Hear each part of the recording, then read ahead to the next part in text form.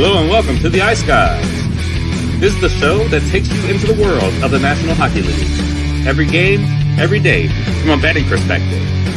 With pro sports handicappers, Ian Cameron, Alex P. Smith, and various guests from the world of hockey and sports betting. And now, here's your host, Ian Cameron.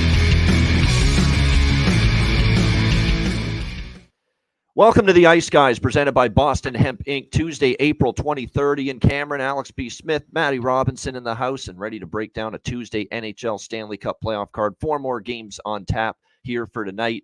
Shout out to everyone that joined us on the Betcast last night. A lot of fun, always a good time, and lots of excitement with the NHL games last night. We had a couple games, especially the early games in the East. Right down to the wire. Vegas-Dallas as well was a 1-goal game in the end. The only game that really was a lopsided, lack of drama type of finish was LA and Edmonton. But it was a fun night of playoff hockey. The Betcast is always fun, always with a great group of people. And we thank all of you for joining us last night on the Betcast. And you know what? It was an up and down night with the live bets. We do have to say one thing. There's only one man that had a brain last night with that Carolina result against the Islanders, and that was Matt Robinson. He's the only one that had the fucking brains, the fucking the guts to take the Carolina Hurricanes. I don't know what me, Alex, John Massey, what any of us were doing last night with that. It was staring us right in the face. We saw that the Islanders had blown a few games already this season. And we'll start there because that was the absolute craziest game of the night, the way it just completely unraveled for the New York Islanders. And look, Jimmy Murphy uses this term more than I do, and because it's a harsh term. It's a really, really harsh way to ridicule a hockey team when you use the C word. And I'm talking about choke job, but that's exactly what it is from the New York Islanders last night. That's what it was. I mean, you have a 3-0 lead in that game. You actually kill off a couple penalties in the second period to get to the third period, still up 3-1. And you're still in great shape, at that time. But they just let Carolina, have the puck most of the third period, come after them shift after shift, hemming the Islanders in the defensive zone. And sure enough, of course, Carolina made it 3-2 midway through the third. And then, of course, they were going to have to sweat out and try to pull this game home with Carolina having the extra attacker in the final few minutes. But little did we think that 3-2 would become, first of all, 3-3, which actually I wasn't totally shocked by that. But that 12 seconds later, the Carolina Hurricanes would also take the 4-3 lead late in the third. And then, of course, they added the empty netter to put it away 5-3. Just an absolutely horrific loss for the New York Islanders. Awful, awful loss. This is going to be the ultimate test of their mentality, because that is a tough one to pick yourself up off the mat, considering I thought they played pretty well again last night for much of that game. And now they have a 2-0 series deficit to show for their efforts in Carolina, which weren't really all that bad. I don't think they played bad in game 1. And I thought for much of game 2 last night, they played a solid game, but just too many breakdowns, a little too conservative. And Alex made a great point on the Betcast last night. Don't you have to take a timeout there at some point late in that third period if you're Patrick Waugh, to just calm the waters, to let everybody catch their breath and say, boys, it's a tie game right here. We can still win this thing. Let's settle down. Let's get back to our game. That didn't happen. And the next thing you know, puck's in the net. 12 seconds later, Carolina takes the lead. That is a brutal loss for the New York Islanders. It is a choke job. It's a complete and utter meltdown. And the meltdown continued right through to when the Carolina Hurricanes and Jake Gensel scored that empty net goal to make it 5-3, where the Islanders, look, he's scoring into the empty net. He didn't show you up or anything like that. And then the Islanders are just going after and attacking Gensel and trying to, throw punches at him just for putting the game away in the empty net. You should be throwing punches at yourself, for a complete and utter meltdown, a complete and utter collapse, late in the third period. That's who you should be angry at. Don't be mad at Gensel. He's just doing his job, putting that game away. And then Palmieri's losing his mind, and Zizekas is trying to get after him. I mean, it was an ugly scene for the New York, almost like a sore loser type of look, at the end of that game last night. Sore loser, butthurt that they absolutely shit the bed, late in the third period in that game. So what a job, though. You have to give Carolina credit. And this is what makes Carolina scarier this year in the playoffs. They've got offense that can come back now in games, and Gensel's a big part of that. So It was just complete and utter meltdown by the Islanders. Credit to Carolina, and they take a 2-0 series lead there. Brutal for us because I thought I had a chance to sweep that game. Plus 1.5 down the drain, money line down the drain. And then the only thing that hit was the over. Thank goodness we had that at least. But unfortunate loss for the Islanders and a damaging one at that. Toronto and Boston. The seminal playoff moment for Austin Matthews last night. His signature playoff moment where he's arrived in the Stanley Cup playoffs. Game-winning goal, 2 assists, 3 points on the night. Absolutely outstanding performance from number 34. His best playoff game as a Maple Leaf. There's no denying that whatsoever. He was all over the ice last night, all over the puck, defensively responsible, taking the body, physical, and of course had the unbelievable play to catch the puck like a wide receiver in football, drop it in front of him, and then just basically not even breaking stride, able to get in on a breakaway and beat Linus Ullmark for the game-winning goal. Huge win for the Leafs to tie up that series. Yeah, are there still flaws in their game? Yes. But they found a way without Nylander for a second straight game. Tavares got a big tying goal. Bertuzzi and Domi were outstanding. I think Mitch Marner's got to pick up his bootstrap. It still wasn't great, but it didn't matter. They won in spite of that. Big win for the Leafs. And by the way, the Bruins fans that are ripping on poor Jim Montgomery for the alternating goalies, Linus Ullmark was fine last night. Right? Linus Ullmark was all right. I mean, he made a bunch of huge saves when that game was 2-2. If you think goaltending is why you lost that game, you better start looking at other reasons why you lost. I don't think it was goaltending. Ullmark had a pretty good game. The alternating goalies was obviously something. Look, if they were going to lose that game, there's obviously going to be people that are going to be upset that they went to Ullmark. And Raymond's been great against the Leafs, and they had a great game one. But I think there's way more than goaltending as to why the Boston Bruins lost last night in Game 2 to the Toronto Maple Leafs. Vegas and Dallas, you just can't get behind like that and expect to win a playoff game.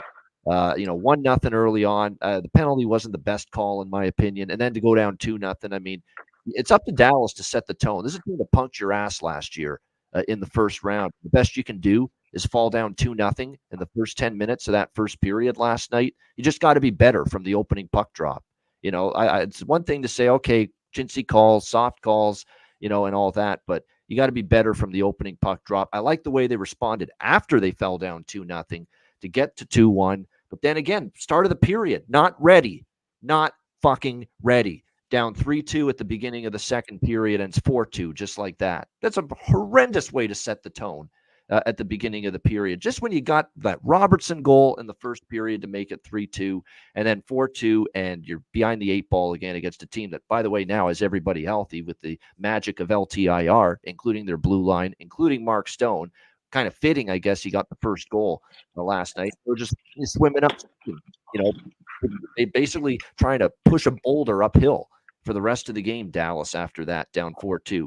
Credit to them. They got it within 1, and man, did they have their chances late in the third with the extra attacker. Several good looks to try to tie the game, but they got to clean up some penalties. They got to start periods better, and you've got to be dialed in from the opening puck drop. So I don't know if it's Pete in the dressing room between periods. I don't know if this is on Jamie Benn, but there's something that has to be done here, Game 2 and moving forward, to have better starts to begin a period from this Dallas Stars team, because the first and the second period starts to this hockey game for them sewered them last night, cost them a chance to win Game 1, a game that I thought was very important for them. We'll see, though, if they can respond in Game 2 against the Vegas Golden Knights. To me, I thought there were a lot of good things from Dallas as far as response level after falling behind, carrying the play for extended stretches of the game. They did outshoot the Golden Knights heavily last night, but you just cannot have these lapses early in the period. And it happened twice to them last night in the first period and the second period. It's hard to dig yourself out when that happens. But Ben was good. I will say that Ben had a really good game. That was promising moving forward for sure for the Dallas Stars. And again, it's see if they can rebound on Wednesday night in Game 2. And last game of the night was LA Edmonton, just a domination by the Edmonton Oilers. They looked too fast for the Kings. Kings were, looked like they were skating in quicksand. The power play ate them alive. The great Jack Michaels, of the voice of the Oilers on television during the season, radio now in the playoffs. Great tweet, 50% power play percentage efficiency for the Oilers against the Kings the last 3 years, including last night in the playoffs. That's not going to get it done. That's simply not going to get the job done if the LA Kings hope to win this series against the Edmonton Oilers. The power play has eaten them alive. Zach Hyman, hat trick in the game one last night, is just spectacular season continues for the Edmonton Oilers. The magic he and Connor McDavid have right now is special. You got everybody else chipping in. Warren Fogle gets a goal, which cashed a goal prop. Adam Henrique, we talked about, there's great value for him right now. What a great addition by Holland. You got to give him credit. Adam Henrique is just a great veteran to add that's really going to help them in a playoff run like this. And, of course, he scores for Edmonton last night. So they were just too much for LA. And to be honest with you, even though long-term moving forward, I still, have to see more good play from Skinner. The jury's still out. He's still probably better than anything LA has in net right now. And that's something that would be concerning, too, for the LA Kings. Like, you have nowhere to turn. I don't want to hear this nonsense where we should have Riddick in game 2. Riddick's playoff record is not good. Okay, so it's not like you're taking Talbot out and you're putting, a 1B in there that is, someone that's every bit as reliable. That's not the case. So I think you have to come back to Talbot and just hope for better things in game 2. And to be honest, the team has to play better. I thought defensively, that was not LA Kings defense last night. PK sucked. 5-on-5 even strength defense sucked. They gave up 40 shots. The LA Kings usually don't play hockey that way, and they certainly are not a team capable of winning playing that way. They'll have to fix that in game 2. Alex, thoughts on the night overall? Great betcast, and man, what an exciting night of action. Yeah, it was a fun night. Shout out to everybody who came out and joined us for the betcast. And like I said, interesting games, to say the least. I got to say this myself. As a person who's always holding everyone accountable on this show, whether it's the ownership and the leadership in the NHL, whether it's the announcers, it's the fans, it's the players, it's the coaches, I have to hold myself accountable as well. Not catching on to that Carolina spot, knowing that the Corsi numbers were literally tripled in favor of the Hurricanes, and trying to ride with my series bets was absolutely just ridiculous. And I owe everyone an apology for watching the betcast last night for that. We all should have cashed big time with that play, and letting that ball drop. That's something that just doesn't sit well with me. I was very upset about it throughout the night. I'm still not happy about it today, but we got to move forward past it. But recognizing those spots, that's literally what the betcast is for. That's why we started doing staring us in our face, and only our good buddy here, Matt, was smart enough to actually pull the trigger on it. So kudos to you, Matt, for actually going through it and following through with that. But definitely not happy about that. And with the Isles, like I said, with the way the game ended and how they got chippy at the end of the game, I'm not mad about that at all. You have to do that. After you blow a big lead like that on the road, and now you're down 0-2, you have to show that team, hey, we're not giving up yet. So I had no problem with them running after Gensel, running after guys. No, you still got to let them know we're fucking here. This is still a series, and that's their way of doing that. Now you have to bring that energy into the first period in a positive manner when you get home in game 3. But I have no problem with them wrapping that game up the way they did by getting a little physical at the end. That's kind of the way you're supposed to do it. Take your frustration out while you're on the ice now, then put that aside and get ready mentally for game 3 and beyond. So in saying that, with the other games.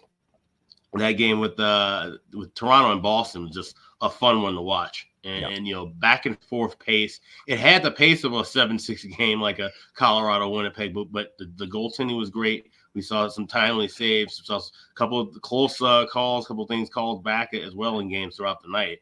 But like I said, Austin Matthews, to finally get the monkey off his back, to get what's essentially his 70th goal this year, but to have it be a playoff goal and a game winner, no less, that is big for them. That's big for Toronto to at least get a split out of Boston, now come home and hopefully for them, try them to get a 2-1 series lead out of that. So they have momentum they can ride right now with that win. And I think it's going to be a solid back and forth series. We said it. This feels like it's going to be a 6-7 game kind of a series, and it's going to have that kind of a pace and flow. So definitely enjoyed watching that game. For the late stuff with Vegas and Dallas, Dallas, I mean, it's just unfortunate, giving up those goals early in the first period. That's been a thing all year. But having the resiliency to bounce back, that's the thing that makes me believe, okay, this Dallas team's not just completely dead in the water. They have that resiliency. They have that bounce back. There's only a few teams that are still in the playoffs that have that. Dallas is one of them. So you got to have better starts, but at least you can rely on the fact that, okay, even if we do start off, we give up a goal, we have the horses to, even things out, balance things out, and move forward. That being said, they have to come out big and heavy in game 2. There's no way you can afford to let Vegas get the first goal in game 2. Dallas has to be as dominant as they possibly can in the first 10 minutes. Never mind the first period. The first 10 minutes of that game, they have to step up and show out if they're going to make this a competitive series. They can certainly not afford to go down 2-0 heading into Vegas and heading into that kind of atmosphere, which will be absolutely electric. So they have to take care of business there. And Edmonton Oilers taking care of business in a big way. Zach Hyman getting the hat trick. Kings are just shaky. They looked slow for most of the night early. The defensemen were just kind of caught out of position, goaltenders out of position, and that's just a bad spot to be in when you're talking about this dynamite of an offense with the Oilers. Like you mentioned, the power play numbers now. If they start getting frustrated, start taking those extra hits after the whistle and put themselves in the penalty box, Edmonton's going to make them pay for it. So that could be a shorter series, and that's one where we might have to start looking at some of those team totals, over power play goals, things of that nature within that series. But LA's got to play much smarter hockey and much faster hockey if they possibly can. That is for sure. There's no doubt. Matt, obviously, your first and foremost and utmost attention last night was your beloved Dallas Stars, but overall, it was an exciting night with all 4 games. Disappointing for Dallas, but exciting overall. Yeah, no doubt. And I mean, we talked about it last night, but I really am not that stressed. Again, if they had rolled over and died and lost 4-5-1, then I'd be like, well, congrats on first in the West in the regular season. But I agree with that. You did show pushback. You just can't start that way. You can't put yourself in a hole that quickly, that soon. Yeah. Yeah, of course. But I mean, and it was honestly one of those games for me where early in the day I felt really good about Dallas. And as it got closer to game time, it just kind of felt like a trap game a little bit. All the attention was on Stone coming back. Stars fans were already complaining before the game even started. I think the fact that they were able to kind of not dominate the play, but definitely outplayed Vegas the last 39 and a half minutes of the game. I think it's time to move on from the long-term IR bullshit. Like, hey, this is the team we're playing in this series, and you've got to fucking play them. I think, that fourth goal, I know you mentioned it. You can't give up a goal the first minute, after getting some momentum back. But, I mean, that's a fluky goal. That happens every now and then. But, you can't blame Ottinger for that one. You can't really blame Miro. It's just a weird shot from the point that was in the perfect place at the right time. So, but, yeah, love the pushback. They gave themselves a chance. And I was, talking to some buddies after the game, and it's, given – Vegas being fresh, they are a big physical team. Do you want them to get to overtime, maybe a second overtime and lose? Or would you rather just take your medicine and lose in regulation, if those are the only 2 options? So, it is what it is. But, Dallas lost game 1 in the first round last year at home against Minnesota. Vegas lost game 1 at home last year in the first round against Winnipeg. You know how their playoff run ended. I think I do agree with you. Game 2 is more or less a must win. If you're going back to Vegas down 0-2, it's more or less a miracle wish at that point to try and come back in the series. And even more important than that, you need that first goal. So likes the push. I feel like Vegas should leave that game knowing hey, it's not that they got lucky. They played a good game, but that could have went the other way with a couple bounces. The Suter goal gets called back. The questionable offsides in the third period that was blown down, and clearly didn't look like offsides. Vegas goaltending is still a question mark to me. I mean, the Robertson goal was not a great goaltending effort, but God, that Mason Marchman goal, I think my men's league goalie might make that save. So, I think Dallas comes out and plays a complete game tomorrow and starts out hot. You go to Vegas 1-1, maybe you come back from Vegas 2-2. It's a brand new series, and you've got home ice in those last 3 games. So I'm not stressed yet. Might be a different story on Thursday if Dallas drops tomorrow. But isn't it nice to be Matt Robinson? No stress, not a fucking care in the world, no problems, no anxiety, just feeling good. It's all good. Life's good. Down 1-0 in the Stanley Cup playoffs. Hey, all good. Yeah, exactly. But no, outside of that, great night. Solid betting night. I won't repeat what you guys went into too heavily, but I did, get on that Carolina game, so that was a nice hit. The other two games for me, I had Toronto money line. I had Toronto, I believe, to score 3 goals, so we get the push there. But I did have Matthews to score as well. It just seemed like a game Toronto was going to win. Similar to Dallas in their series. Like Toronto wants to go home 1-1. Obviously Dallas, it's the reverse. But I feel like a lot of these series that could go either way. 1-1 is kind of what you expect. I don't think anyone expected Dallas to sweep Vegas. So, hey, it's one game. I think Toronto puts themselves in a position to be fully alive. The Carolina game, on the other hand, I think kind of gives the vibe that, it doesn't really matter if the Islanders come out and play well. Carolina is going to win this series. I think they might sweep. I think they may give the Islanders one game. But it just, after game 1 and 2, it seems like one of those things that it doesn't really matter how good or bad the Islanders play. It doesn't really matter how good or bad Carolina plays as far as a complete game. They're going to get it done. So, it's just what happens this time of year. And then, caught probably the second half of that Edmonton game. Obviously, it even got closer in the end than it really was. It was sort of what I expected. I mean, Edmonton kind of had full control the whole game. Obviously, shouts to Zach Hyman getting 3 goals in the first game of the playoffs. It's probably a nice feeling to already have 3 goals, going into game 2, and fucking McDavid with 5 helpers. Like, give me a break. That's insane. So, Bouchard had 4 assists, too. 4 assists for Bouchard, 5 for McDavid. Incredible. Yeah. Yeah. So, but yeah, exciting night. Again, on that Dallas-Vegas game, even though the result in the end wasn't there, I did have a Ben goal prop. I had a Robertson goal prop. I had a Wyatt Johnston assist prop. Like, there was some good prop plays that hit. So it was still a profitable game in the end. And yeah, hopefully they bounce back tomorrow. So I guess we'll see. It's funny you mentioned all these assist props and all the ones that we talked about that hit, especially for Edmonton last night. It's kind of why you're going to see on this show and moving forward, I'm starting to look more and more into that market, the assist props moving forward as well, because there's some really good opportunities with that. You mentioned Wyatt Johnston, the Edmonton players. There's definitely a few that stand out, especially defensemen. Defensemen are really getting involved in the offense here early in these Stanley Cup playoffs. So there's a lot of good opportunities as far as assist props, especially from the blue line, as far as that's concerned. Great stuff. All right, let's get into Tuesday. 4 more Stanley Cup playoff games tonight. All of them, of course, are Game 2 matchups. Will begin at Madison Square Garden. Washington Capitals, New York Rangers. Rangers up 1-0 in the series.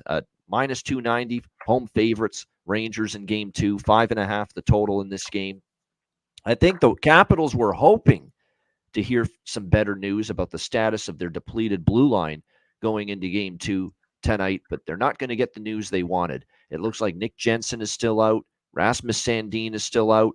One of the players that filled in on the blue line in Game 1 got hurt during Game 1, Vincent Iorio, and he is not going to be available tonight either. So called up from Hershey in the American Hockey League, Lucas Johansson and Hardy Hammond-Achtel going to be called up from Hershey. Now, look, these are defensemen that have played with a winning environment, winning culture. Hershey is the defending Calder Cup champions last year. They beat Coachella Valley in the finals. They're having another really good season this year. So they come from a strong minor league team, down in the American Hockey League. But, you are still throwing these young defensemen, inexperienced at the NHL level, into a situation where they're going to have to play in a Stanley Cup playoff game. And it's not easy, not an easy adjustment to make. And it's a domino effect, because not only are you going to have to play a Lucas Johansson tonight, but now you're moving Dylan McElrath, who is not exactly a fast skater, not exactly someone built to play more minutes against some top flight players on opposing teams. All of a sudden, because of the injuries, he's on the second pairing tonight for Washington with Alexander Alexiev. And all of a sudden, that's going to mean for John Carlson and Martin Fehervary on that top pairing, they're going to get just, drilled into the ice with ice time tonight. And they're going to have to play a ton of minutes. I'm sure it's not ideal for Carberry to have to do this, but you're going to see a lot of Carlson and Fehervary tonight with all these issues at the back end right now. for the Washington Capitals. Very interesting to see what they do. I mean, with the depleted blue line, they didn't generate enough offense, and I think they tried to play a tight checking trap style, and it didn't work out well for them. And their offense obviously did very little against the Capitals. Against the Rangers, all you got to do is look at Washington's Alex Ovechkin and see that he had 0 shots on goal in Game 1. And I think if you're Washington, you realize, hey, with this blue line depleted as it is, we can't just. I don't know if they're going to play this way. They could try to play slow and tighten it up again and try to play a very under type of style once again. But I think they should realize, and hopefully they do, that if we're going to win tonight, we've got to try to generate offense. We've got to try to score goals. We've got to try to push at least a little bit. I understand not wanting to give up counterattack opportunities and odd man rushes with a depleted blue line, but you have to generate way more shots, way more quality chances than you did in Game 1 if you're going to even have a chance to compete with the New York Rangers in this series starting tonight. So I'm hoping they take a little bit more of an aggressive approach tonight, Washington, in this game. We talked about this on the Betcast last night, that the team down in the team that's lost the previous game in the series, to bet their team total over 2.5 in the next game. Very, very interested to see how that goes throughout the playoffs. Well, sure enough, the first 2 Game 2s last night were Toronto-Boston, Islanders-Hurricanes. Toronto off a Game 1 loss, the Islanders off a Game 1 loss. Toronto's team total over 2.5 in Game 2. It cashes. They score 3 goals. The Islanders off a Game 1 loss. Their team total in Game 2 was 2.5. It cashes. They score 3 goals. This is an angle I'm paying attention to. And this is an angle I'm actually going to sprinkle on here tonight in this game. Now, I don't love this as much as some of the other teams that we'll talk about later on this Tuesday slate. But at plus 152 at Pinnacle for Washington over 2.5, I am going to sprinkle on that a little bit. I'm also going to, believe it or not, take a small piece of the Rangers team total over 3.5 minus 102 as well, and a piece of the full game over 5.5. That's what I've made up my mind on in this game. Small bets across the board. There's other games I feel better about than this one, but to look at this game, that's the way I'm going to approach it here, because Washington's got to step things up offensively. I don't think you can put too much stress and duress in a low-scoring grinder with this depleted blue line as you did in Game 1. So, and I also think, too, with the depleted blue line, the Rangers are going to have opportunities to make hay, especially with the man advantage. And like I said, I don't love the prospects of Washington totally shutting down the Rangers here tonight when I see a guy like Dylan McIlrath, a journeyman player, bounced around between the NHL and AHL for his whole career as a second-pair defenseman now in the Stanley Cup playoffs. Never in a million years would this happen, if not for all these injuries right now for the Washington Capitals. So we're going to go Caps over 2.5, plus 152, little over 3.5 with the Rangers team total as well, minus 102. And over 5.5. You can get that around minus 105 or so here in this game tonight. Alex, what do you think? Capitals, Rangers. So, yeah, I like the over bifecta in this. I like that first period over. I'm going to grab a little bit now. You can get plus 105, which means I definitely will be trying to looking for a little bit more plus money a couple of minutes into the contest. Overall, also like 5.5. And I'm also on that Rangers team total over 3.5. Actually laid $1.10 last night. Washington, and like I said, I like the angle with the over 2.5 on a team that's lost in Game 1. I actually have that spot in a different game. But with Washington, the biggest concern for me was how they were just completely held to the outside perimeter for the majority of that game late after the Rangers had their big offensive output in the second period. Like I said, they basically looked like a group of guys that were roller skating, just around the edge. Nothing up and down the middle of the ice, even the neutral zone, even their own zone. It seemed like they never had control of the puck when it was in between the circles. And that's a problem. And like I said, when you have guys like Ovechkin not shooting, obviously we're going to see his shot output increase. You have to give him the puck more, but you have to have guys just overall as a whole shooting more, but you need quality shots too. You got to get bodies in front. You got to get traffic in front. You got to find ways to get that space. And if it means hitting a few guys early, so be it. Everybody was hyping up about, Rempe being, catalyst. We might see Rempe fight Wilson or McElrath or something. But no, you know what Rempe did? Rempe kept the space clear in front of his own net, and then he created traffic in front of Lindgren, and then ended up getting the first goal of the game. So you got to have guys step up and dominate space on the ice. And so far, it looks like the Rangers have controlled the ice space for most of the 60 minutes in game one. If they do that again in game two, they'll more than likely be winning this one and going to DC with a 2-0 lead. So definitely looking at the over 5.5, over first period 1.5 plus 105. But we'll be adding more on in game, and I'm going Rangers team total over 3.5. All right, good stuff. So team total over for Alex with the Rangers, first period over as well. Did you touch the full game over? Full game over 5.5. Full game over as well. Yeah, over by Fecta. That's right. You said over by Fecta. So there we go with that. And I'm on the 2 team totals and the over 5.5 for the full game. That's again. Look, I agree. Like Shesterkin is right. 2 goals or less in 10 straight playoff games. It's also though why the plus 152 is the price on that Washington Capitals team total over 2.5. There's a reason it's that big a price, plus 152, because they know Washington struggled to score goals, and Shesterkin's been on this incredible heater in the playoffs going back to last year. So, but I'm still taking a shot. Like I said, this angle is 2-0 so far in the Stanley Cup playoffs.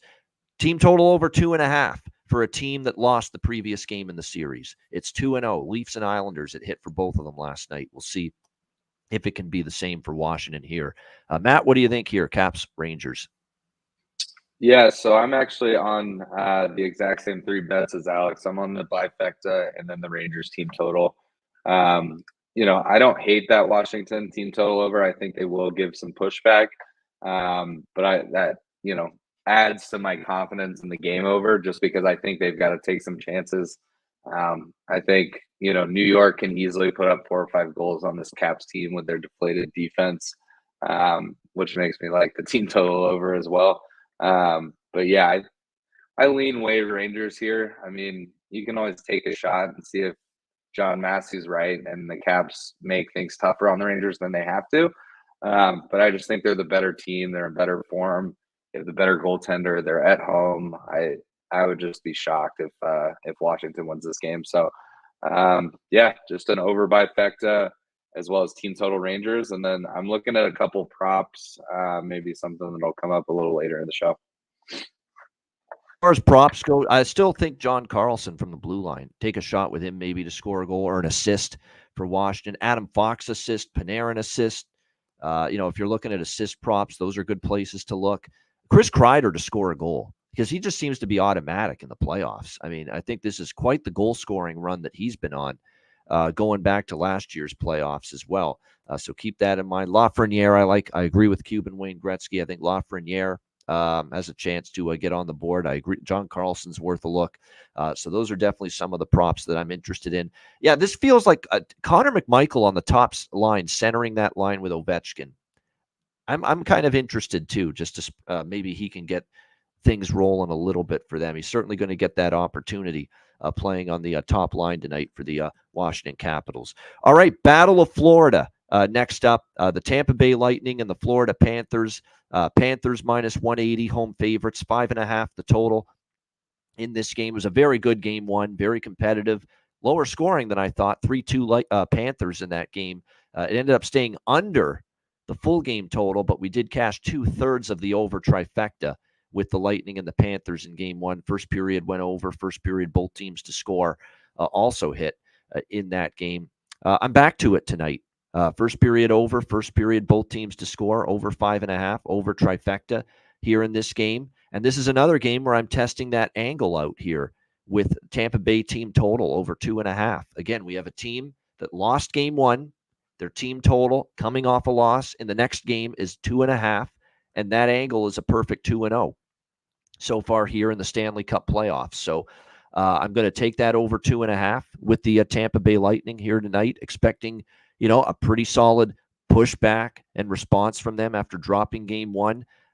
Look, to be honest with you, if you're Tampa Bay, you played pretty shitty at 5-on-5 even strength against Florida in game one, and yet you were still only down.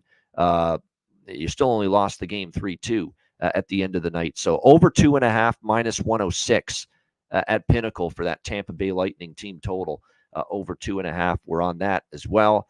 Certainly the money line, I lean that way, but I feel better about the team total for Tampa Bay. Certainly I'm going to have more. I'm going to sprinkle on Tampa plus 150, but I feel the stronger Tampa Bay option is the team total, which you can get over 2.5 here at minus 106 in this game. They're good off a loss in the playoffs. Vasilevsky historically has been phenomenal off a loss in the playoffs. Now, not as good last year. We saw him. He actually did lose a couple in a row in the Toronto series last year in the first round. But I'm talking going back, 2 years ago, 3 years ago, and for most of his Lightning career off a loss, Vasilevsky, the record is still pretty damn good all time for him off a loss. So that's what I'm going with. I'm expecting an entertaining game. Again, it was a game that early on the pace was there, the goals were there. This could be a game too, where even though I'm on the over trifecta, if you want to skew to the first period over, as in put more of your money on the first period over as opposed to the full game over, I wouldn't disagree with that, because obviously in game one we did see the first period over hit, but the full game did not. But I'm back on the over trifecta, small little shekels on Tampa plus 150, bigger chunk on Tampa over 2.5, minus 106 with their team total. Alex, what do you think here? Battle of Florida, game 2. Yeah, so I like the first period over. Rolling with that, I got minus $1.12 earlier this morning. Also running it back with the over 1.5 power play goals. We did cash that. Got 2 power play goals in the third period of game 1. Cash that, and it's still plus 135 available at FanDuel. But I'm also on Tampa Bay. I got plus 160 yesterday. This does line up with a couple of series plays I have with Tampa Bay needing to win game 2 in that spot. But as you mentioned, Vasilevsky is absolutely stellar in the playoffs, but just overall in his career off of a loss. This is the Tampa Bay team that's going to, like I said, they showed more energy as the game went on. Like I said, they had the kind of slow spots in the first, but they're a team that, we know that they're battle tested, they're battle proven. This is a team you can trust off of a loss more than just about any other team that's in the postseason right now. And getting this decent of a plus price. Like I said, full game over. I think we might have a chance to grab in game. I think we could see this being a 1-1 first period, kind of like we saw in game 1, and then things kind of slow down. We may be able to get a 4.5 or something a bit adjusted with the full game over. So I'm going to wait on that, but I'm definitely liking full first period over 1.5 minus $1.12, along with that over 1.5 of the power play goals. I think we do see some more penalties here. I think we see it be a little bit chippier after that game 1, where things are kind of settled. Florida being a lot more disciplined, which is a good sign for them. But I think Tampa Bay is going to kind of rattle them around a little bit more in that aspect. We're going to definitely see some more dirtiness after the whistles and things of that nature. So we should have the power play chances going both ways. Yeah, this is also for props. There's a bunch that I'm looking into here as far as that goes. On the Florida side, I like Verhaeghe again. Verhaeghe is just a playoff performer. Scored, of course, in game 1 in the Panthers' victory. I mean, I would really not overcomplicate it. Tarasenko, to me, is a little hit or miss when it comes to the playoffs as far as production is concerned. Stick with the guys that you really, truly believe can bring it. Bennett's another one. Bennett didn't score, but he had a bunch of chances. He was noticeable in game 1. Reinhart, obviously, Tkachuk, and Verhaeghe. I mean, don't really overthink it. Those are the 3 guys that I have full confidence in elevating and getting the job done offensively at playoff time. Rodriguez is someone that's depends on where he is. Is he still on the third line for Florida? He is, with Lundell and Luostarinen. Did have a couple chances, though, so I don't mind a shot there. For Tampa, I'm going to go with Kucherov over 1.5 assists here tonight in this game. Kucherov over 1.5 assists. You'll be able to get at least a little plus money on that prop here tonight. Braden Point to score, because usually off a loss and he finds the back of the net. It's pretty uncanny how often that is. Stamkos has been red hot. Hagel and Cirelli. And I'm not shying away from Nick Paul. I know Nick Paul didn't score in game 1, but he's another one that had a bunch of chances. Puck could have easily went in for him in game 1, and he's another one that's his playoff performances the last year or two have been really strong, and you're getting great value on Nick Paul as far as goal props. So I'm going to go with that as well here for props on the Tampa side. Matt, what do you like here? Game 2, Tampa Bay, Florida. Yeah, so I'm going to go on the over by Fecta here. I think it'll be a little more scoring than game 1 in the long run, but hopefully we get that first period over and get things rolling quickly. I'm also on Tampa Bay money line, but I'm gonna split it: Tampa Bay money line and Tampa Bay team total over 2.5. A play we do a lot during the regular season. But yeah, I love Tampa Bay to bounce back here. And then prop wise, I definitely am going to be on Anthony Duclair. Anytime goal, anytime point, anytime assist. He's plus 130 to get a point. He's still slated to play with Kucherov on that top line. And his assist prop is plus 220. Again, playing on that top line. So he is on the second power play, so he doesn't get the same minutes as that top unit that's so lethal. But if you do the trifecta like that, and he gets an assist or a goal, you hit 2 of 3 with all 3 plus money prices, you're leaving happy. So on the off chance he gets a goal and an assist, obviously you're really happy. But yeah, I still like that as long as he's still on that top line when it comes down. I might wait until closer to game time just to verify it, or at least see if I can see what the lines were at practice today. But yeah, I expect Tampa to bounce back here. I love the price. I'm hoping they do. I'm hoping they do too, Matt. You know why? I'm hoping they do too, because you know why? If they tie it up and they win tonight, I'll be on Florida in Game 3, the best road team in the NHL, or one of the best road teams. Yep. Yeah. So this could definitely be a series that just flip flops, literally back and forth until Game 7, and then, as Alex mentioned, it's impossible to bet against Vasilevsky in Game 7. So that'll be a tough spot if it does end up getting down to that Game 7. So that's what I'm hoping for. I'm hoping for tonight to be a little more action, a little more goals. I think maybe that we'll see a couple more power plays. Maybe it'll be a little more chippy. So definitely love that over 1.5 power play prop. I haven't been able to find it on any of the books I use, but I love that as far as the bet goes.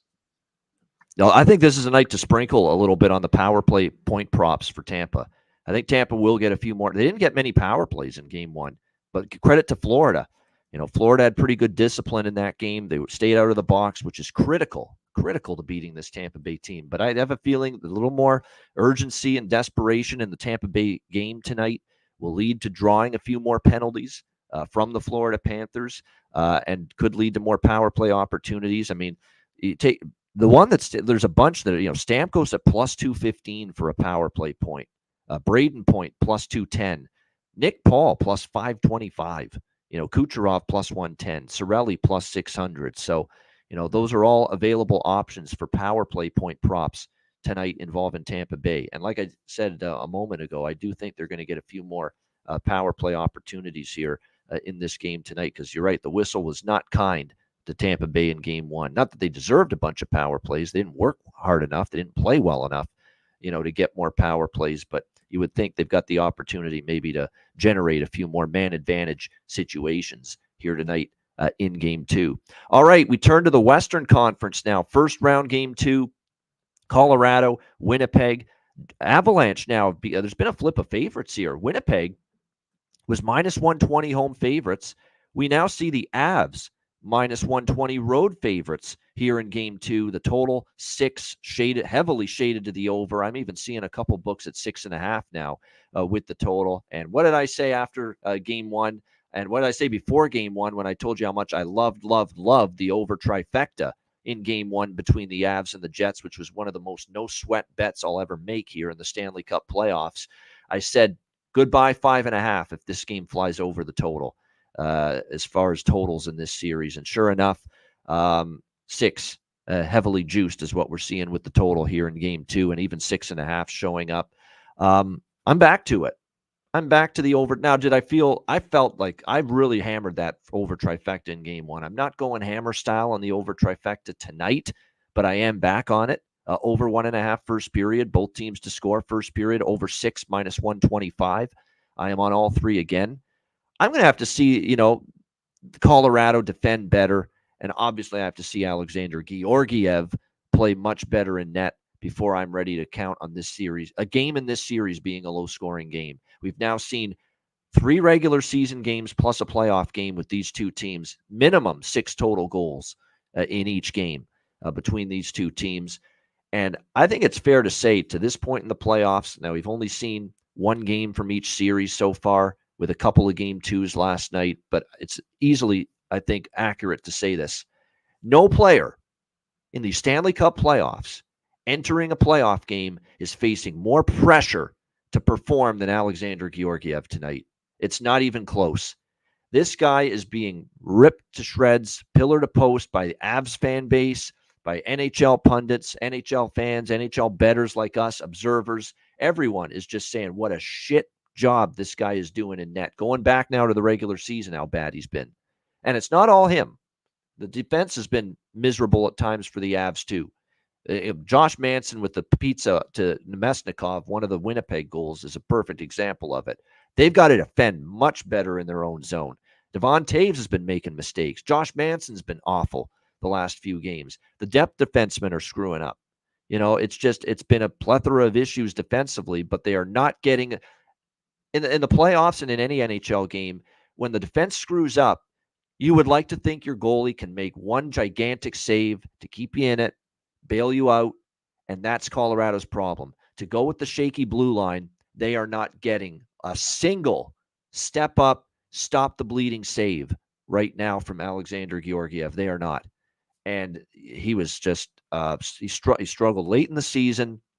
And it's got to be in his head now that the last two times he's faced the Winnipeg Jets, they've turned into the Blue Bombers, and they've scored a touchdown against this Colorado team and Alexander Georgiev in net. 7 in the final regular season game, 7 in game 1 on Sunday night.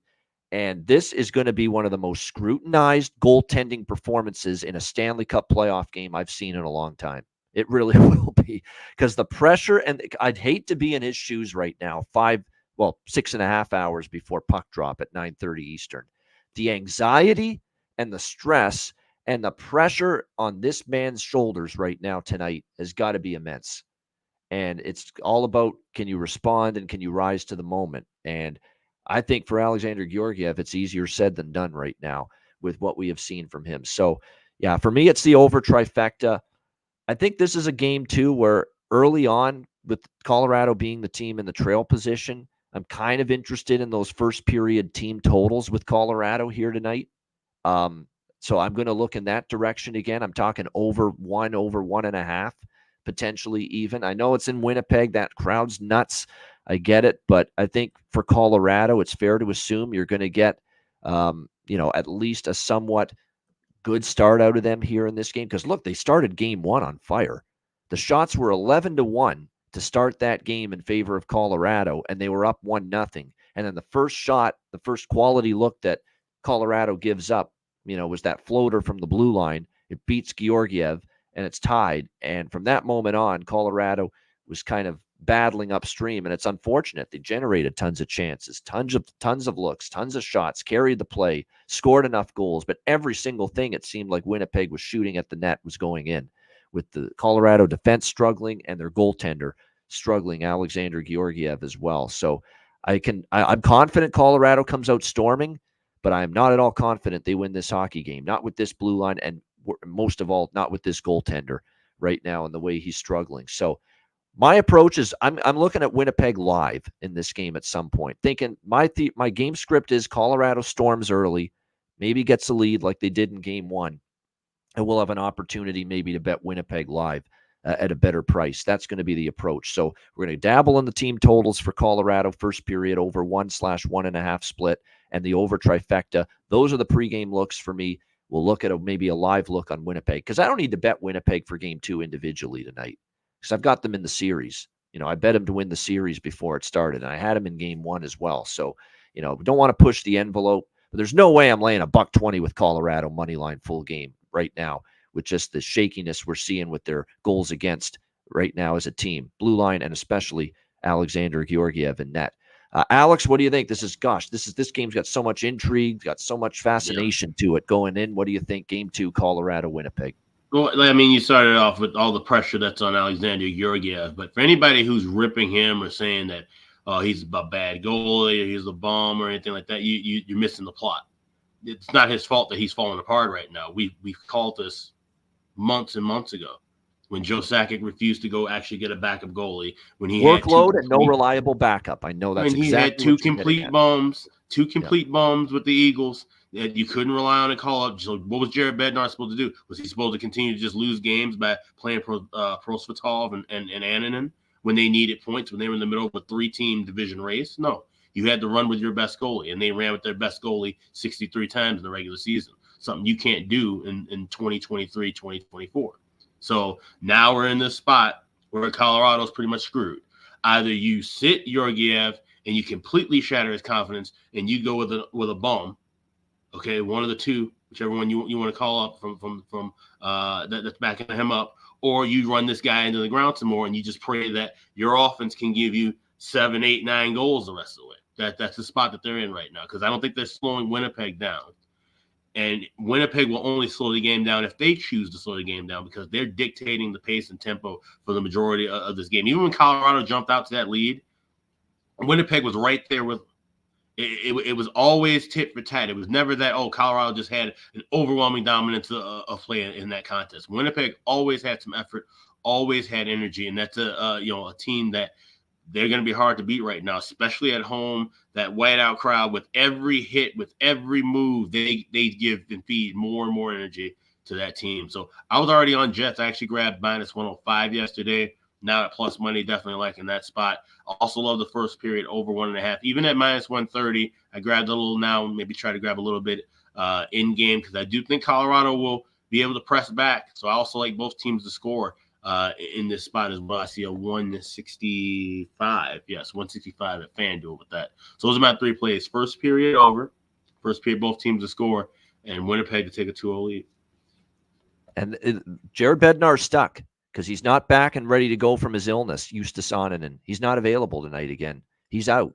And Ivan Prosvetov is the backup goalie. And there's no way they're sticking him in there in a game 2, unless it gets really bad for Georgiev in this game tonight. So you got to give him another chance, and you just got to, say your prayers, cross your fingers, and hope for the best. It sucks to be in that position if you're Jared Bednar and this Colorado Avalanche team, but that's where they are right now. They got to just cross their fingers and hope this guy pulls out a Dominic Hasek-like performance out of his keister, which I don't know. I don't think he's capable of it right now, but let's not forget, he has shown in the past, earlier on in his tenure with Colorado, at times as a backup for the Rangers, that he can have a 30-40 save night and be great. He's done it before. He just hasn't done it often, and he hasn't done it at all lately. And that's the concern, is trusting him to play like that tonight. What do you think here in this one, Matt? Colorado, Winnipeg. Yeah, I'm on the over by Fecta here, with the game over being at 6. And then I'm also on Winnipeg money line and team total over 3.5, which is plus 130, plus 135. I just don't see Colorado not giving up 4 goals with this Winnipeg team being as deep as they are. And then I've also got a prop that I love in this game, but I'll bring it up a little bit later. All right, good stuff indeed. Now, you're wondering about the angle that we've talked about, right, so far on this show, and I do want to mention it again one more time here. The angle of the team that lost the previous game, you bet their team total over 2.5 in the next game. Unfortunately, the Colorado team total is 3.5, so it doesn't apply. For me, the team total has to be 2.5 for that angle to apply, because last night the 2 teams that cashed off a loss their team total, they scored exactly 3 goals, and it went over 2.5, Toronto and the Islanders. So that's why when it's a 3.5 team total, I'm laying off. And so to me, that angle only applies to when the team total's 2.5. So that's why Colorado doesn't fit that bill tonight, but even though they're off that loss. You could take a shot with the over 3.5, but like I say, for me to actually bet it, it has to be a total of 2.5. Speaking of that, great segue. By the way, as far as props, I should mention there's a lot that I'm interested in here as far as the props go. For the Avalanche, I think Zach Parise is worth a look, too, because I didn't mention this on the last show. I only found out when the line rushes came out before game 1. They put him on the top line with McKinnon and Rantanen, and you can find him upwards of plus 650, plus 700 to score a goal. So as long as he's playing with McKinnon and Rantanen, they didn't put Big Val Nichushkin on that top line. They put Zach Parise up there. So there's at least value It's a question of whether he can produce with that opportunity. Lehkonen and Nichushkin's absolutely anything. Nichushkin is worth a look. He's a playoff performer. He showed it last year. Already in game one, we saw what he did, even though they lost 7-6. So Nichushkin's worth that look as well, as far as I'm concerned there. For props tonight in this game. Lehkonen as well. He got on the board against Winnipeg the first game. And then for the Jets, look, Gabe Vilardi only had 1 point somehow. Even though Winnipeg scored 7 goals, but I'm sticking to Gabe Vilardi, goal, assist, point. Kyle Connor's on fire. Have to go back to the well there. Toffoli was quiet, but yeah, I could see him getting going. And the one that I like the most for Winnipeg, Adam Lowry. Adam Lowry, man, he's a playoff performer. He had 4 goals in the first round last year against Vegas. He had 2 goals the other night in game 1. Had 6 goals in just like 7 playoff games, 6 playoff games for the Jets going back to last year. He's one of my favorite captains in the NHL, undoubtedly. He's just great in the playoffs, takes the body, willing to drop the gloves, never backs down, sticks up for his teammates, crashes the net, physical, scores big goals, elevates his game offensively in the playoffs. So Adam Lowry, you're getting another great value on him to score a goal. That's just what he does. Shows up every night for this team. Unbelievably great captain. I'd have him on my as a captain on my team any day if I were putting a team together. There's no question. Adam Lowry, heart and soul player in this league for this Winnipeg Jets team. Wouldn't shock me to see him find the back of the net. And again, you're getting good price there. I see over plus 500 at some books. Once again for Adam Lowry. Batano, the Ontario book, had him at plus 1050 to score in game 1, and I had a piece of that. I couldn't believe it was almost 11-1, but that was a mistake. That was the only book that had it like at that kind of price. Most other books had Adam Lowry in the plus 550, plus 600 range. I see plus 700 for Adam Lowry at BetMGM tonight to score a goal. So that's still an insanely good price for what he's been able to do here in the Stanley Cup playoffs. For the Winnipeg Jets. All right, final game of this Tuesday night, Nashville, Vancouver. Vancouver up 1-0 in the series, but a little bit of unfortunate and probably worrisome news if you're a Vancouver Canucks fan. Heading into game 2 tonight, Vancouver minus 130, home favorites, 5.5 the total here in this game. I think the first thing you want to mention here is obviously the big news of Thatcher Demko ruled out for game 2 and possibly may not return for the rest of this series tonight after being ruled out due to injury. People are speculating that the injury probably occurred on that incredible post-to-post save he had to make early in that game on Beauvillier in game 1. And I think there's definitely a chance that was probably where the injury might have happened. But either way, it's an injury that's keeping him out tonight. And all of a sudden, he's going to be out for at least game 2 and maybe multiple games and maybe the whole series. That's what the early speculation is. So it's a huge loss. And with all due respect to Casey DeSmith, when he first took over for Thatcher Demko during the season, he played okay, played well. He did not play as well down the stretch. And there were some games that really got tough on him down the stretch. So it is a downgrade. I'm sure Alex, who keeps the goalie charts throughout the year, will agree this is a downgrade. And this is not a slight on Casey DeSmith. This is more of just how terrific Thatcher Demko is and has been this season for the Vancouver Canucks. So interesting to see how this goes. Now, Matt and I were talking before the show started. Sometimes when you see this happen, the team rallies around it, right? The first game, they lose a key player. In this case, they're starting goalie, and they show up and they defend harder. They block more shots. They make it more difficult for the opposing team to score goals, play better team defense. Easier said than done, though, because you've got a Nashville team off a loss. You know they're going to come out swinging, come out stronger here tonight in game 2. So I have no doubt they'll try to use this as a rallying cry and a rallying point, the Vancouver Canucks here in game 2. But I do have my concerns because I think Nashville has been good off a loss going back to when they put that monster streak together. It's a Nashville team that knows that they can play better, and they had opportunities. They had Vancouver down, in that game going into the third period, and then the Canucks came back to tie it and then win 4-2 with that third period onslaught. They know they were right there, and if they play a better 60 minutes start to finish, they have a chance to get back to Music City with a split. I lean Nashville, but what I like more is the team total. I like the team total a lot more because I don't know if I want to fully trust Nashville to win, but over 2.5, which has gone up, by the way. This was around plus 100 or so. It's up to minus 120. I'm even seeing minus 130 at some books with Nashville team total over 2.5.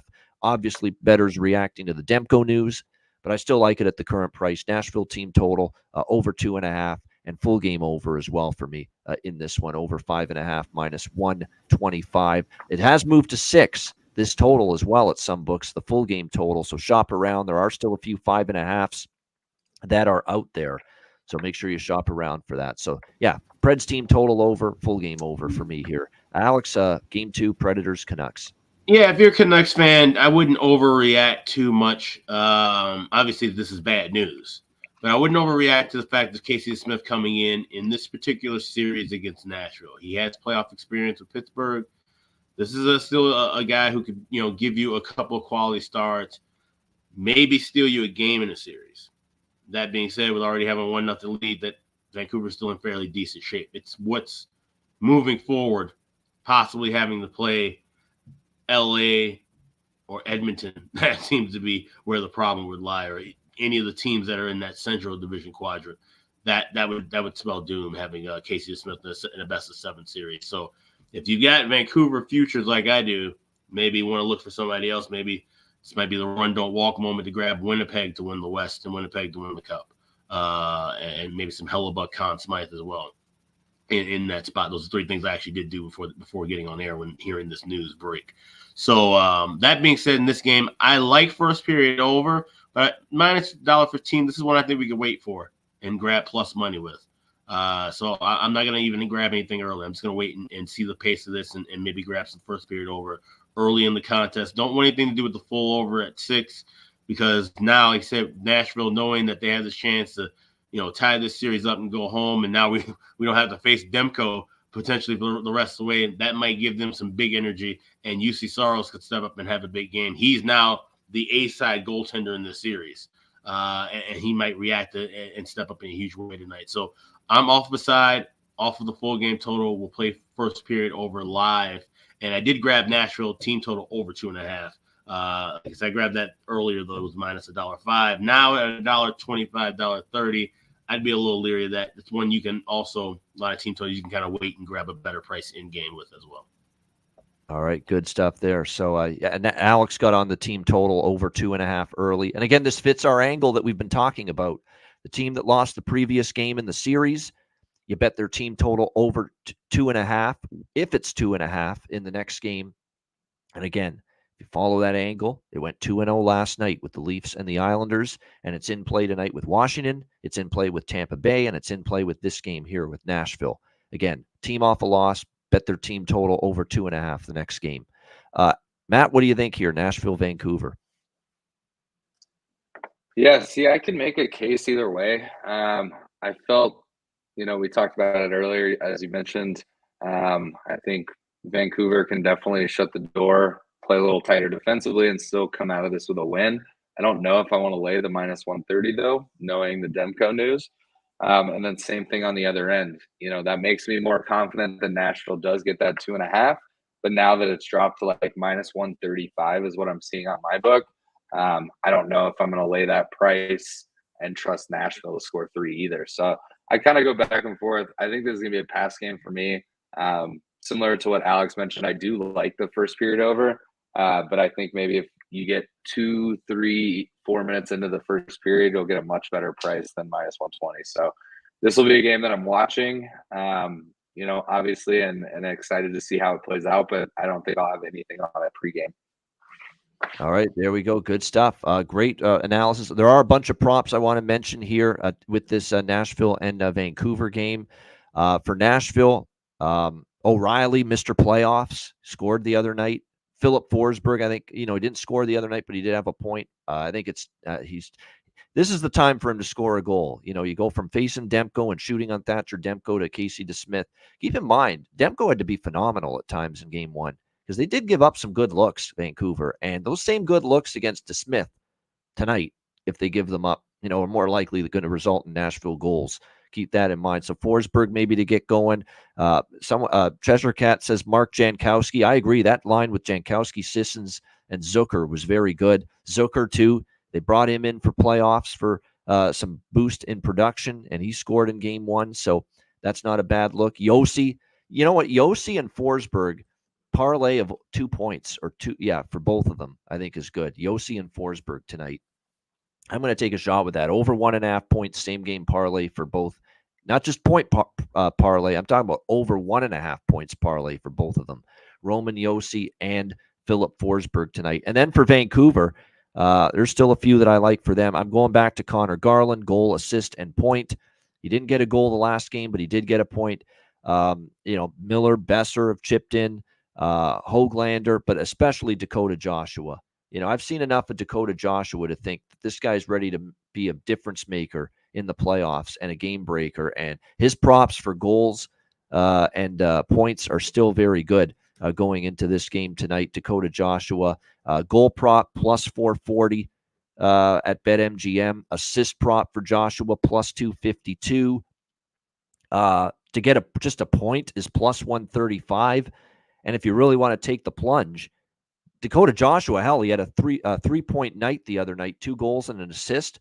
Over 1.5 points on Dakota Joshua, plus 550 to plus 600. I'm even seeing at some books. This is just a guy that goes to the net, keeps his game simple, is able to score from those tough areas there, and the kind of goals you score in the Stanley Cup playoffs. So, yeah, it's hard to shy away from Dakota Joshua player props with the way he performed in game 1 and with the price you're getting with all those props involving him tonight. Great stuff. Shout out to everyone in the chat. Hit the like button. We appreciate it. 500 live viewers just about currently. We appreciate all of you joining us. A reminder, we have 2 more Stanley Cup playoff live betcasts coming up here in the month of April, and they are both Patreon exclusive. So make sure you sign up if you want, for you to be able to join us this week, Thursday, 2 nights from now, April 25th. And then next Tuesday, April 30th, Patreon exclusive live betcasts. And you can sign up and subscribe to join us for those 2 Patreon exclusive live betcasts and the rest of our Patreon exclusive live betcasts for the rest of the playoffs by signing up at patreon.com/iceguys, just $10 per month. Again, you get our access to our Patreon exclusive live betcasts, our sides, totals, and player props posted every day, goalie charts, totals charts, and more bonus content. Make sure you sign up. And all off season, by the way, Player Suite interview series is coming back. So we're looking forward to that as well. Make sure you sign up and subscribe.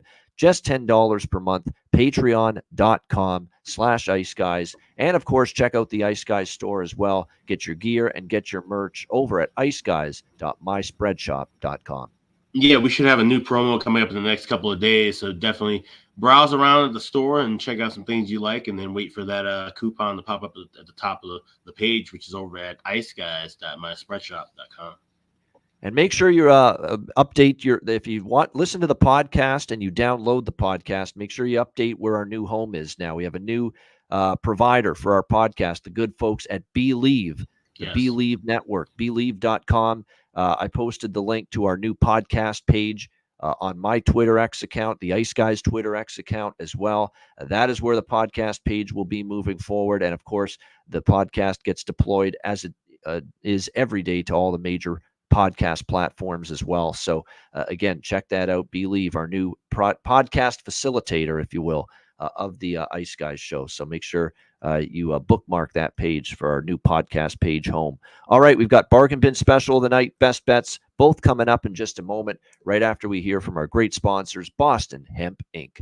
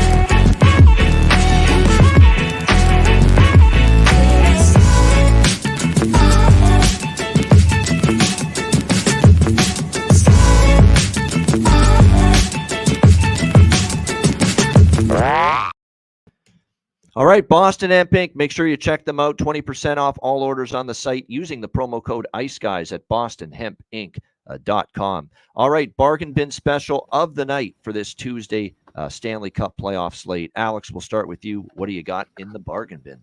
Yeah, we're going to go to that Colorado-Winnipeg matchup, and you were talking about him, the captain, Adam Lowry. This guy has been absolutely stellar, and just seeing that his prices are just so damn high to get a goal here when he's been, like I said, a quality playoff performer, plus 700 at BetMGM, taking him to score anytime goal in that game. I think there's going to be definitely some pace back and forth, just like we saw in game one, and he's going to be one of those guys that, like I said, he just finds his way in the right spots. He gets in front of the net. He gets into the corners. He plays dirty, gritty hockey. He's the kind of captain you want to see on your team for sure. So Adam Lowry, the Winnipeg Jets, anytime goal plus 700 at MGM as my bargain bin special for the night. Absolutely. I love it. Adam Lowry, Winnipeg Jets, plus 700 bargain bin special of the night for Alex B. Smith, and that is absolutely on my player prop card tonight as well. Matt, what do you like here? Bargain bin special of the night. Yeah, so I'm going to go to the same game and the same team. This is a guy that I know you guys had mentioned in the series previews as a potential scoring leader in this series, points-wise. I'm going to take a shot with Gabe Vilardi over 1.5 points. He's playing on that top line. He's on their top power play. He did have 2 assists in the game on Sunday night, so I'm seeing it like plus 350, something around that range. So, I'm going to take Gabe Vilardi as my bargain bin over 1.5 points tonight in that game against Colorado. All right, good stuff. Gabe Vilardi, another one that I like. Over 1.5 points, plus 350, I should say, plus 350 for Gabe Vilardi. Over 1.5 points. Let me see it. Bet365 sometimes has even better price, plus 450 at Bet365. So really good price on that. I like it. That's definitely one worth betting, in my opinion, as well. For me, as far as bargain bin special tonight in this game, I'm going to ride with it. It feels like a night for him because I think he's done this too. And the Lightning needed a win. They've needed a good performance. He's been able to step up and score a big goal. It came down to Dakota Joshua as my bargain bin special tonight for Vancouver, or this guy for Tampa Bay. And I'm going to go to this guy, Nick Paul, Tampa Bay Lightning, plus 380 at FanDuel. Big game for Tampa, trying to even up the series. It's just it would be such a Nick Paul type of game to step up, score a pivotal goal for his team tonight in this game. So Nick Paul, Tampa Bay Lightning, plus 380 for my bargain bin special of the night for this Tuesday slate. All right, best bets. Alex, what do you like for best bet? Yeah, we're going right back to the Battle of Florida and go back to what's been working for quite some time now, to the tune of 23-6 the last 29 games for the Tampa Bay Lightning. That is the first period over 1.5. You can get that at minus $1.10 right now at Caesars. Definitely expecting more animosity, more intensity in the first period. Tampa desperately knowing they've got to get back and get things on the right track. So I'm expecting at least 2 goals in the first 20 minutes here from the Bolts and the Cats again. Give me the first period over Tampa Bay, Florida. That is my best bet. All right, there you go, Tampa Bay, Florida, first period over. And we've mentioned the great numbers for several weeks now with that Lightning first period over run. Alex going back to it tonight. Battle of Florida, over 1.5 first period, best bet for Alex B. Smith. Matt, what do you like tonight, best bet? Yeah, so similar look, but in a different game. I think the goals are still going to come often. I think both teams have weapons, and obviously there's some goalie question marks. So I'm going to take the first period over in that Colorado-Winnipeg game. That's going to be my best bet tonight. All right, Colorado-Winnipeg, first period over. Best bet here for Matt Robinson. I like James Howard's going bold here. I like that. With Caps beat Rangers, and Ovi has 2 goals. Wow. I like the boldness. No, that's I like it. Something off the something. Hey, it's the playoffs. Anything can happen. You know, no one's going to bat 1,000 in the Stanley Cup playoffs. No one's going to hit it 100% in the Stanley Cup playoffs. So we'll see. But I do think Ovechkin, knowing the competitor he is, he's not going to go tonight without a shot on goal. I think you're going to see a little pushback from number 8, the grade 8 tonight in that game. For the Washington Capitals. All right, my best bet here for this Tuesday card. There's a lot. I was going back and forth with a couple of the team totals as well as the Colorado-Winnipeg over. I'm going to go with Tampa Bay team total over 2.5 at the end of the night. I just think this sets up nicely. They're off a loss. They've been good in these spots historically with this core group together. The price is phenomenal, by the way. Minus 106 at Pinnacle for Tampa Bay team total over 2.5 in this game. I think they get to 3 goals here in this matchup. Let's not forget they scored 2 in game 1, and they didn't even reach 20 shots on goal in that game against the Florida Panthers. So a big push from the Lightning tonight to try to get this series tied, and I think a good chance to go get to 3 goals. And keep in mind, we've mentioned this angle a bunch. I'll mention it one last time. Teams off a loss in game 1. Their team total has been 2.5 in game 2, and both times it's gone over. Toronto last night and the New York Islanders last night.